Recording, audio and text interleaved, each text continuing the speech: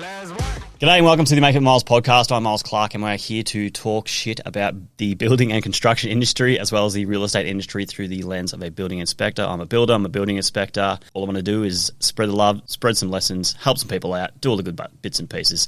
Now, on this episode of The Shed, we will be discussing things in regards to the assessing the condition of foundations within a home. One of the most critical things that you need to look after is the foundations of the home. You can have $1 million fucking houses if the foundations are cooked, while it's worth bugger all because you're going to be spending hundreds of thousands of dollars to rectify it. So these are the things you need to understand. One, how to identify it. Two, inspections that you can take, professionals that you can engage to assess all these issues. And then obviously the steps to take to either mitigate it or to rectify any foundation issues within the home. First things first, we're going to be talking about the visual inspection. So you wouldn't believe it, when foundations fail, things occur like movement and cracks, which is pretty fucking obvious. Now, there's different types of foundations within the home, which we sort of need to discuss first. So we've got the two standard sort of types. Slab on ground, which is just a heap of concrete poured onto the ground in basic terms. And then the other one is a subfloor system. So it's going to have, it's either concrete stumps or brick piers or something like that, where you've got like a subfloor area.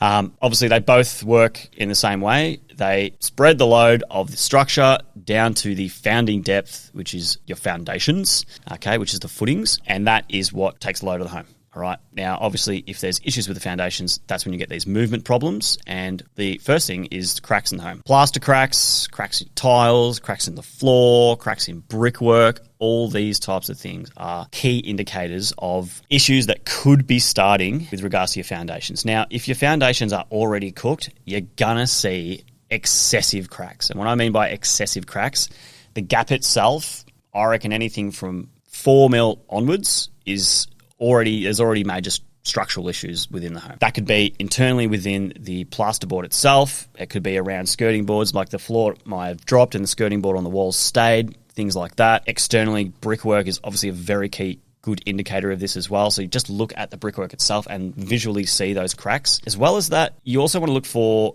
movement issues. Movement issues are a little bit less obvious, and what they look like that I come across often is more externally around windows. So when we do like a brick veneer home, for example, we build the frame, put the windows in, brick it all up, and obviously you've got these gaps between the brickwork and the window, right? And sometimes when you can see movement, there might not be any cracks. There might be a little crack down the bottom next to the window, like a hairline. But when you sight up next to the actual window itself, you'll see that down low level it might be 3 mil gap, which is reasonable. And then at the top, it's 10 mil, right? So what that's saying is this structure over here is all sweet and level. And then this section of brickwork is tilting down and it's opening that crack at the top. It also goes in regards to control joints within the brickwork. So brickwork needs to have control joints in them. So you'll notice at certain, either next to windows or certain stages of brickwork, you have these vertical cuts, or they've actually laid like that. Usually about a 10 mil cavity, and then that's siliconed. All right. Now this is designed for movement. So brickwork somehow, I don't fucking know, but it actually moves in and out. All right. Can expand and contract. That's just what happened because it's just a natural product. The timber frame itself is what it's obviously tied into, which is a natural product. Things naturally move. It's just what happens. But if, for example, you've got this massive section of brickwork over here, similar to your window scenario, down low level it might be nice and tight, or it might be 10 mils, never even moved, and you look up high level and the silicon's split apart and everything's broken apart. Well, that's obviously a key indicator of not just general movement, because it should move consistently. It means that section is starting to drop, or this section here is starting to drop, and it's opening up that section at the top. So these are like the signs of movement. Other things to consider as well is throwing a level on the ground simply within the house itself. So this is very common, especially with sort of 70s style homes where you've got the brickwork. So you've got brickwork all the way around the property, and this sits on these concrete concrete footings. So there's just a strip footing, they brick it up and then build up from that. Internally, they've got stumps, every 1,500 or whatever they've been designed to do, and that obviously takes the floor load itself. So you could put your level on the floor. This is what happens all the time.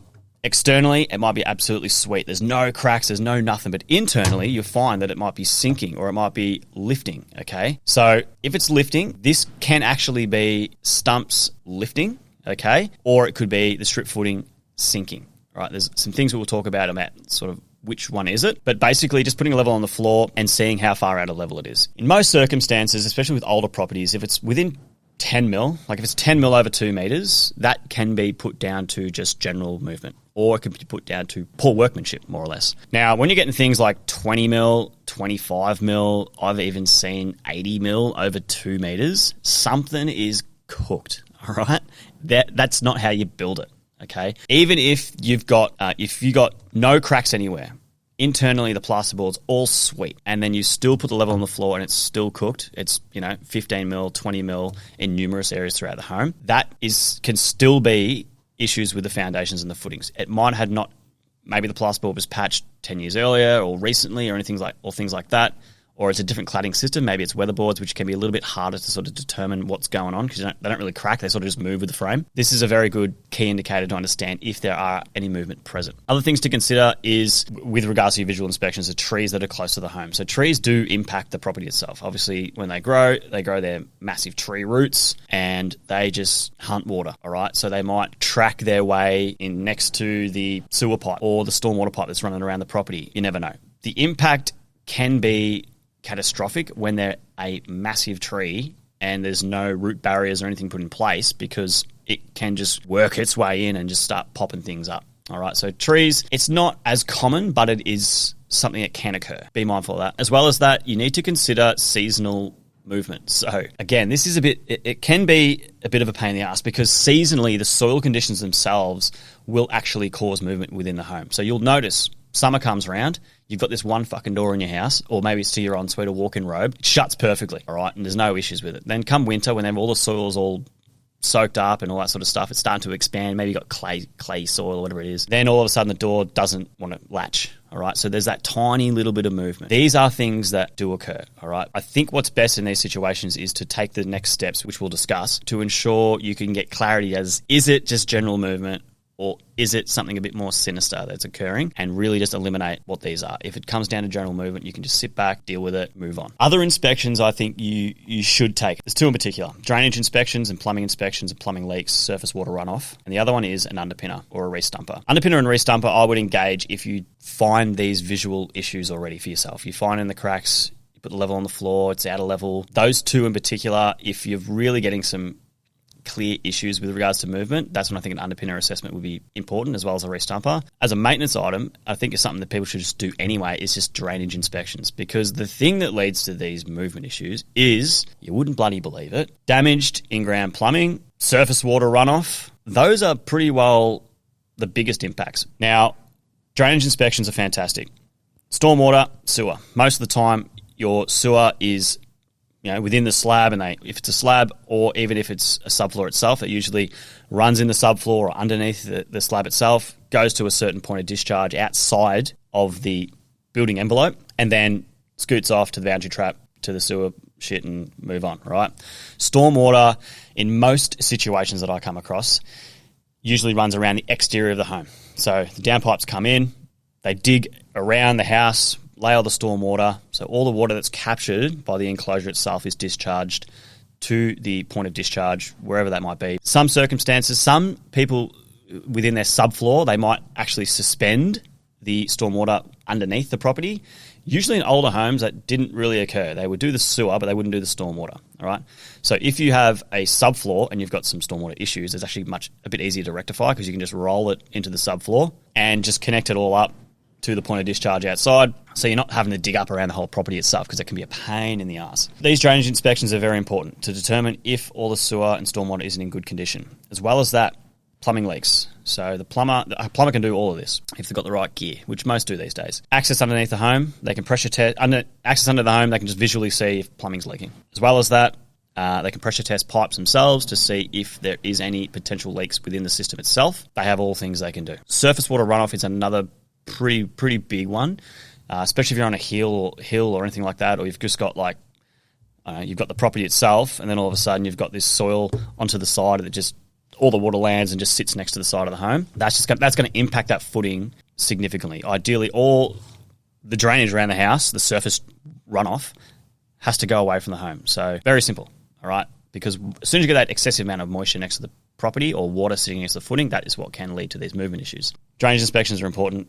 Just do it as a maintenance issue. It's just fucking shit hot. Other than that, underpinner assessment. So an underpinner, what they do is they rectify slab movement, and then you've got re-stumpers. You wouldn't believe it. they fix stumps, obvious. They both have more specialty tools, which are like a digital water level. So they can go from the front entry with their digital water level. They can make that the datum, the 0. They start there, and then they can go around the whole entire property, and they can see how much from the front door to the back door, to the back slider, whatever it may be, how much movement has occurred in those local areas, and can determine based on that if you do have a major footing issue. And they can also assess what that impact's going to be in regards to the costs associated to rectifying it or re-stumping it. Okay, so with the re-stumping situation, it's a very similar process. Externally, it might be absolutely schmicko, and then in the middle of the house, you might have these subsidence, and that might have been caused from a fucking past water leak, or it might be an active water leak or a drainage issue. Usually, it's got to do with water. It's usually not due to like poor building practices, but that can occur in some small circumstances that I've come across. So you've gone through, you've checked all the bits and bobs, you've checked the cracks, you've checked the floor for out of level, you've checked there's trees around the house, you've understood about the seasonal movement, you've done your drainage inspections, you've done your underpinner assessment, so you can further investigate how bad these sort of visual signs are. So you've done all this. What are the steps to do moving forward? First things first, if you do have any of these major signs, smash out those 2 inspections. Get the plumber out to assess all the plumbing related issues as well as the drainage issues around the property. The other one is if you're on a concrete slab, you engage an underpinner to come out and assess the house. If you have concrete stumps everywhere, it's just a re-stumper. If you have brickwork all the way around the perimeter and that's where the cracks are, you'll be engaging an underpinner because they deal with the concrete footing issues. If it's brickwork all the way around the outside and the stumps in the middle of the issue, re-stumper is the person you engage. Get advice off them once they're happy with all these types of things. If they're happy with the drainage and it's all good, and if they're happy with all the movement and it's acceptable and it's all good, you can move forward and get advice from an engineer if you wish, if you still think there's a major issue associated with it, to get further advice. Usually in those circumstances, those 2 other trades will be able to advise as best as practicable about their speciality, because they see it every day, and provide enough context. You can't engage an engineer first. Reason being is because an engineer really will want to know the plumbing issues associated with the home, and they also don't have, most of the time, the specialty tools such as an underpinner to assess the movement of a home. So they'll want these 2 things anyway to further assess and provide guidance. So that's sort of the last step if you want to take it. Tree removal around the house, again, highly recommended. Get rid of all these fucking massive trees. All right, and if there's one that's close to the home, it's overhanging the home, it's like 30 metres high, you might have to just dig down and ensure that next to the home there is no tree roots trying to penetrate into the subfloor system itself, and you can put tree root barriers in place. Tree root barriers, to be honest, it's just they dig a trench, pour it with concrete, and then the pricks can't get through. Very simple. All right, so based on all that, this is how a professional would assess the foundations of a home. Okay, you can do all these things yourself, and I highly, highly recommend it, because I come across this all too often where people want to start renovating their houses and they talk about doing the kitchen and doing the bathroom and all this type of shit, and I'm like, yep, sweet as. But the problem they got is they got a foundation issue first. You need to fix foundation issues first, drainage issues first, before you invest fucking 40 grand to a kitchen, 35 grand to a bathroom, renovating the whole entire property. Because what you're going to find is when you rectify the foundation issues, the house will move again. So if you spent $100,000 on a renovation and then you're like, oh, we should probably fix the foundation issues, when things lift and move and all that type of stuff and get put back into place where they intentionally should be, okay, it's going to ruin all the hard work you've already done. Okay, you're going to have kitchens that are out of level now because you've built it on a substrate that's out of level and you've built everything level. It's going to cook it all. All right, so it's very important you understand these things, action it accordingly, do your best, make sure you look after your home, because not a lot of people do it, and it sucks because you spend the money on something you don't actually see, but it's very critical because the resale of the house, ideally you want to make sure that there's still value in it. When you want to on-sell it and an inspector comes around, which 80% of homes now have inspections done, they're going to pick up these issues and it's going to be a problem for you to on-sell that property. All right, so you might as well mitigate it, look after it now, and then you'll be all sweet moving forward. So do your due diligence, inspect your house, look after it, do all the right things, and you should have no issues moving forward. Thanks for joining us on the Making It Myles podcast. If it provide any value or any insights, share it to people that might find some value from it. Leave us a review. If you have any questions, add the questions down the bottom in the comments section. Happy to answer whatever we can to help provide further value, so you can look after yourself, look after your homes, look after all the things around you. And hopefully in the long run save some dollar dues so you don't have to spend, doing $50,000 of underpinning on your property. So thanks for your time, and we'll see you on the next one. Hooroo.